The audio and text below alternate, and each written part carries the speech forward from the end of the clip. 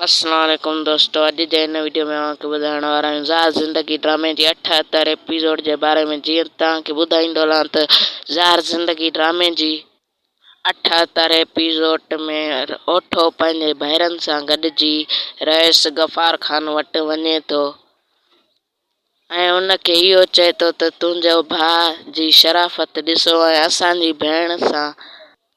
भेण खे बदनाम कयो ऐं पंहिंजे मक़सदनि में असांजी भेण खे इस्तेमालु कयो।